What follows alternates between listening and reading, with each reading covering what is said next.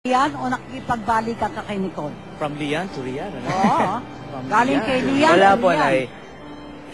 Tahimik po yung love life ko ngayon. Kasi naisip ko rin, every time nagkakaroon ako ng relationship, okay lagi yung career ko eh. Pagdating dun sa love life, talagang tagilid eh. So siguro focus na muna ako sa trabaho. Anyway, Mark, sa kalagayan ni Jenny ngayon, anong mensahe mo sa kanya at anong mensahe mo kay Patrick? For Pat,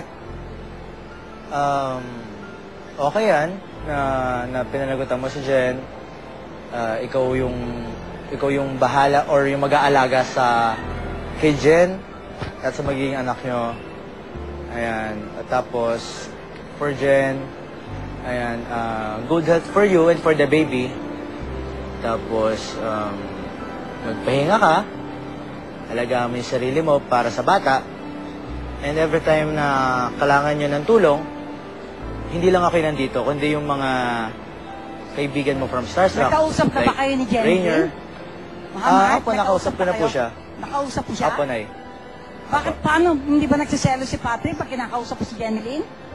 Hindi, tinawagan ko naman siya dahil dun sa nangyari. Wala naman pong bad intentions or kung ano man, yung dahilan ba't ako tumawag. Concern ako syempre, kaibigan po ako ni Jen. And para sa kanilang dalawa, so wala pong wala pong Alam ibang mo, ibig walang sabihin conviction yun. ha? Parang ano ka, Oo. parang nani-etlay ka lang. Hindi po, Nay. Hindi, sincere Ikaw naman eh. siya. Oo. Ganun talaga Opo. si Mark eh. Anyway, Mark, thank you. Maraming salamat sa My Only Love sa bigidan sa Star Talk.